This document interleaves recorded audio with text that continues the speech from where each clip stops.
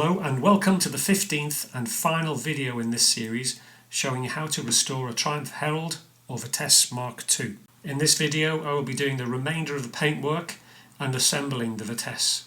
After all the metalwork, media blasting and etch priming has been done, I strongly recommend you completely reassemble the bodywork to make sure all the body panels are flush and the gaps are all correct.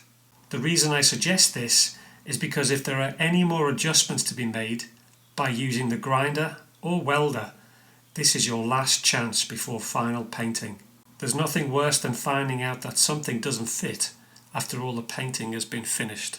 You should also check the clearance between the front of the bonnet and the front bumper and overrider. After this, you should strip it all down again to do the paintwork. I started by seam sealing all of the joints. Then I started the paintwork to the underside of the floor pans. I painted them with Vitesse Plus, which is a sound deadening and anti-stone chip layer. I then went over this with a couple of coats of grey primer before painting the signal red.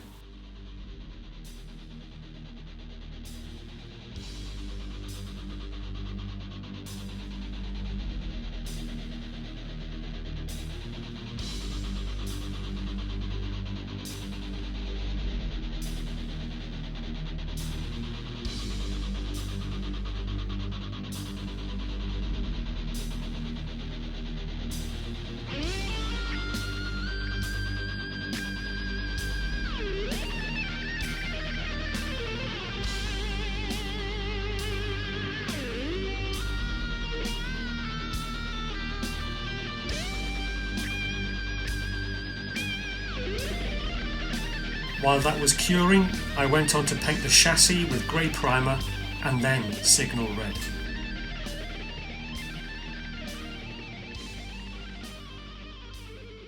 After that, I moved onto the front bulkhead assembly. Unfortunately, I forgot to turn the camera on to record, but here is the finished bulkhead assembly. Next, I started to assemble all the rebuilt running gear to the chassis,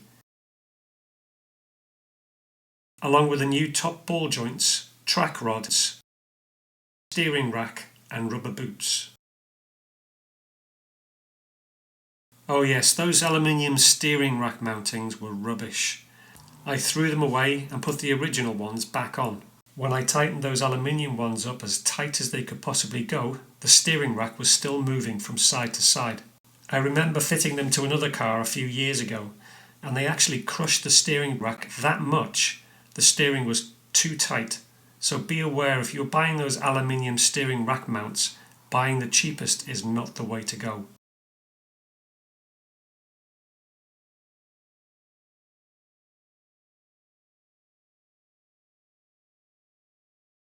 The rear suspension was fully refurbished along with the diff. Moving on to the rear body tub, this was painted, flattened and buffed in a separate video which is already on YouTube.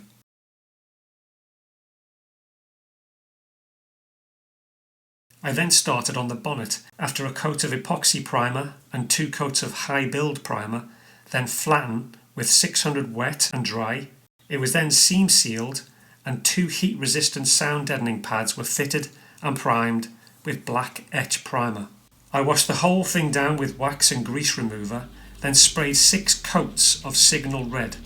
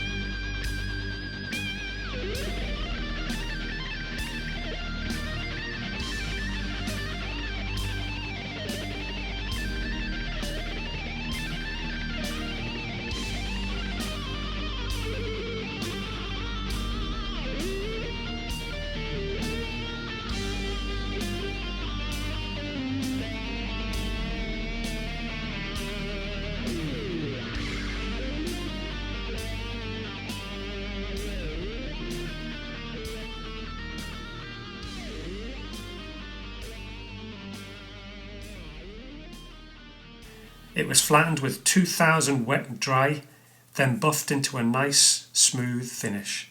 Next, everything was bolted back onto the chassis, which wasn't too difficult to do because before I removed it, I wrote down the quantity and position of all the shims at each mounting point. This meant it was easier for me to bolt it back down to the chassis with all the correct door gaps, etc. After it was all bolted down and set up with the correct gaps, I then removed the doors for easy access to fit all the remaining interior. I started by fitting all new sound deadening pads to all the floor panels.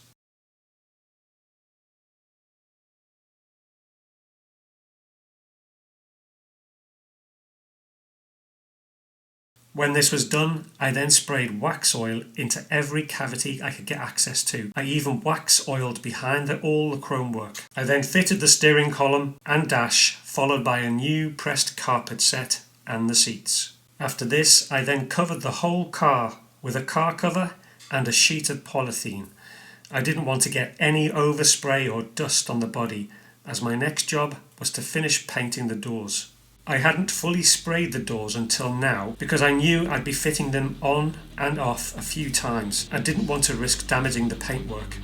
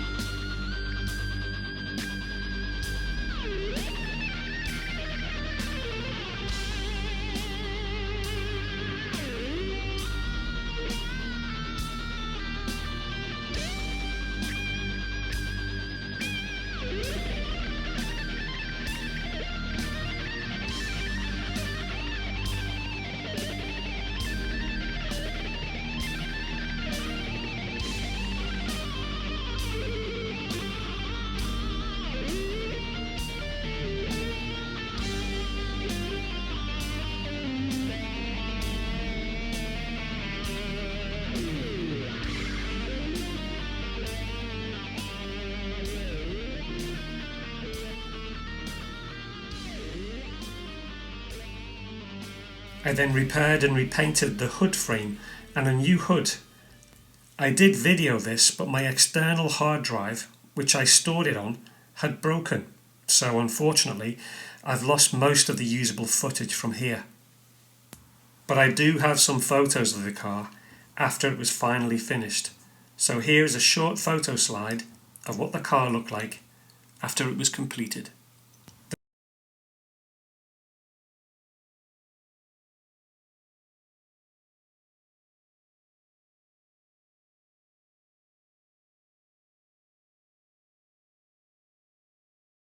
The car has since gone to live with a new owner in Durham.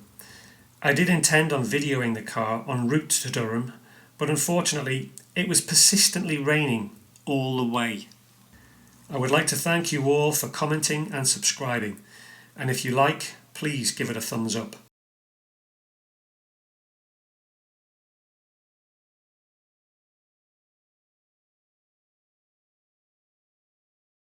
As this is the final video of this Triumph Vitesse, my next series of videos will be of the Lancia Blue Mark II GT6, which I previously had on YouTube in conjunction with the red GT6 Mark II, which I am currently working on. See you all again soon.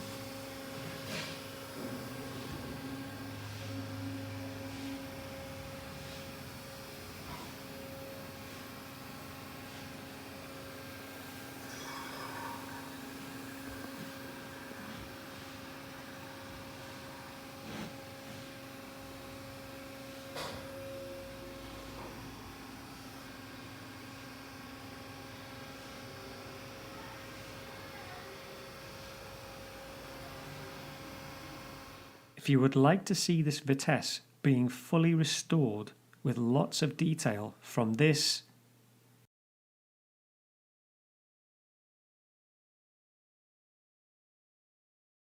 to this, then please subscribe to my YouTube channel.